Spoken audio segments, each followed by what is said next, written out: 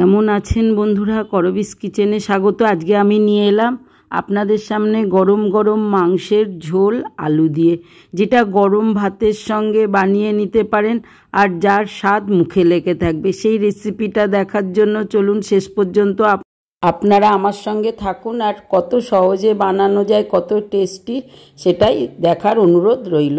এর জন্য আমি 700 গ্রাম মাপের মটন নিয়ে নিয়েছি। লেগ পিস বা হাড় শুদ্ধ মটনই আমি নিয়ে নিয়েছি, পরিষ্কার করে ধুয়ে নেওয়া সমস্ত মটনগুলো। এখন মটনের মধ্যে 2 চামচ প্রথমে দই যোগ করে দিলাম, আর 1 চামচ হলুদ যোগ করলাম, 1 চামচ লঙ্কার গুঁড়ো সেটা যোগ করে দিলাম, আর কিছুটা যোগ করে দিলাম দেখুন আদা রসুনের পেস্ট 1 চামচ চুরচুর, সঙ্গে একটুখানি সর্ষের তেল দিয়ে দিন। দেওয়ার পরে সমস্ত মাংসটার মধ্যে যোগ করুন 2 মুঠো বেশ মিহি করে কোচানো পেঁয়াজ, এই 1 চামচ চুরচুর দেখুন জিরে বাটা। এই সমস্ত উপকরণ দিয়ে বেশ ঠেসে বেশ 10-15 মিনিট ধরে ম্যারিনেট করুন। এই ম্যারিনেটেই কিন্তু মটনটা কিছুটা বেশ মজে যাবে, আর 1 ঘন্টা তারপরে চাপা দিয়ে রেখে দিন। আর একটুখানি তার আগে লবণটা যোগ করে দিন। আর আমার কাছে কিছুটা মাটলে আমি বয়েল করে রেখে দিই যখন খুশি ব্যবহারের জন্য, সেই মাটলেগুলোই আমি দিয়ে একসঙ্গে ম্যারিনেট করে রেখে দিলাম।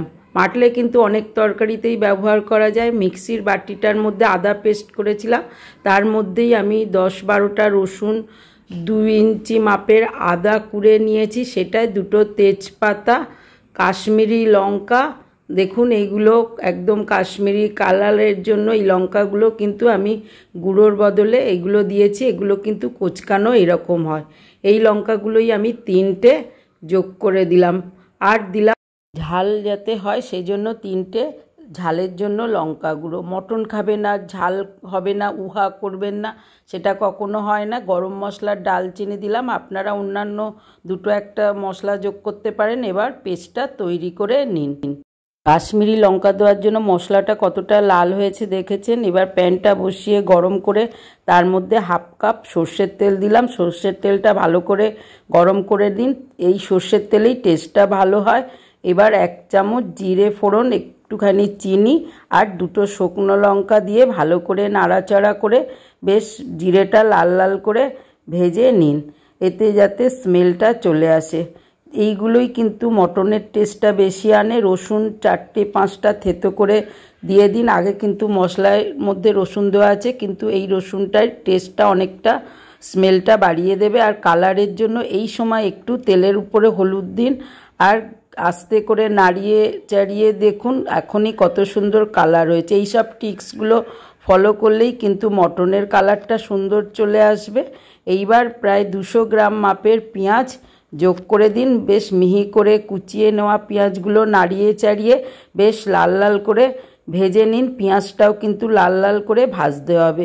মটনে এই কষাটা পর্যন্তই আপনাকে একটু ধৈর্য ধরে করতে হবে, আর গ্যাসটা একটু জোরে দেবেন। পেঁয়াজটা লাল লাল করে ভাজাটা হয়ে গেছে দেখুন। এইভাবে নাড়িয়ে চাড়িয়ে ভাজা হয়ে গেলে এর মধ্যে এবার যোগ করে দিন যে মটনটা ঘন্টাখানেক ম্যারিনেট করে রেখে দিয়েছিলেন, সেই মটনটা।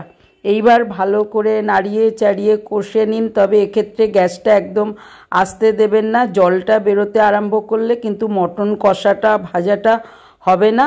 এইভাবে বেশ নাড়িয়ে চাড়িয়ে পেঁয়াজের সঙ্গে নাড়িয়ে ভালো করে ভাজাটা আপনাকে করতেই হবে।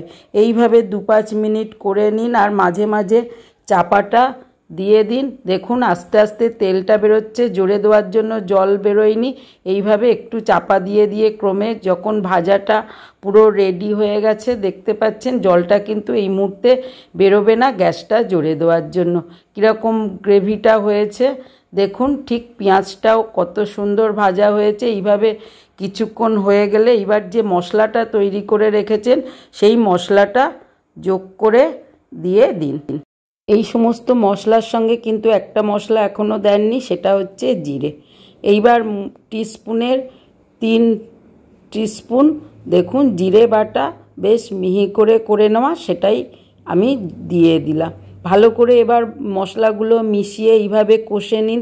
মশলা কিন্তু কষাটার উপরেই আপনার মটনের টেস্টটা চলে আসবে। মটন খেতে যারা ভালোবাসে আর ঝাল ঝাল যাতে রান্নাটা হয়, কালারটাও লাল হয়, তারা এই টিপসগুলো ফলো করুন। এবার দিন একটুখানি লবণ। এইভাবে নাড়িয়ে চাড়িয়ে বেশ একটুখানি কষা পর্যন্ত অপেক্ষা করুন। আমার জানলা দিয়ে দেখুন রৌদ্র আসছে, সেই জন্য কালারটা ফেড হয়ে যাচ্ছে। এইভাবে নাড়িয়ে চাড়িয়ে একটু কষে নিয়ে তেজপাতা দিন। মশলার সঙ্গে তেজপাতা বেটে দিয়েছি, সুতরাং এখন অল্পই যোগ করে দিলাম। এবার চাপাটা দিয়ে দিন। এইভাবে চাপা দিয়ে 2-1 মিনিট নাড়িয়ে নাড়িয়ে করতে থাকুন, তেলটা যাতে পুরো বেরিয়ে আসে।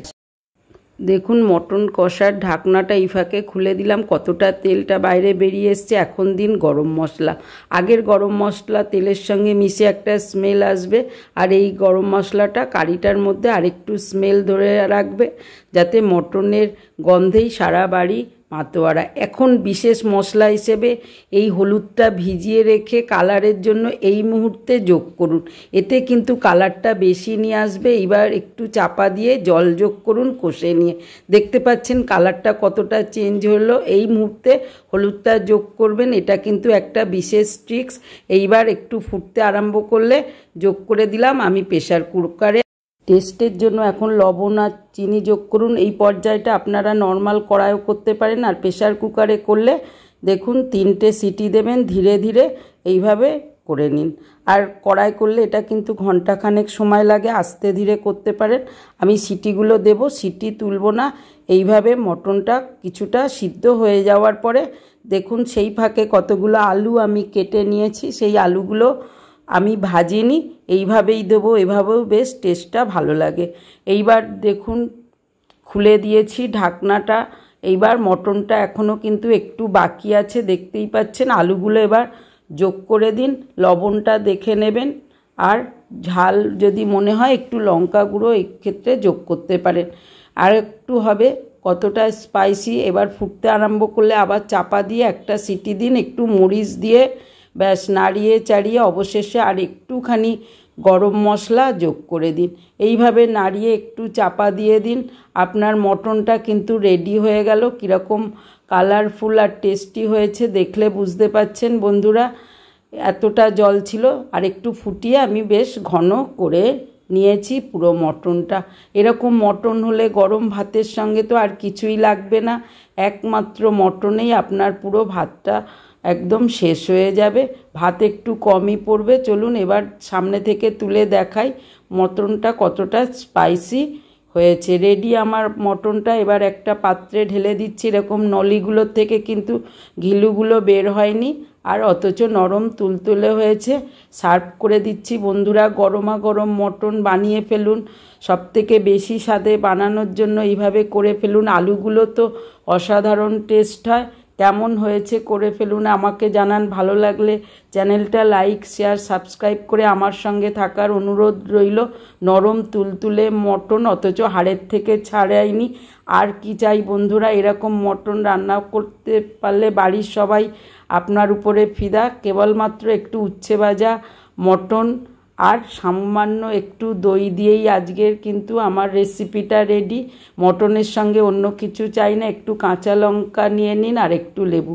ভালো থাকবেন, সুস্থ থাকবেন। আমার রেসিপিগুলো দেখে আমার সঙ্গে থাকার জন্য, লাইক শেয়ার করার জন্য অসংখ্য ধন্যবাদ।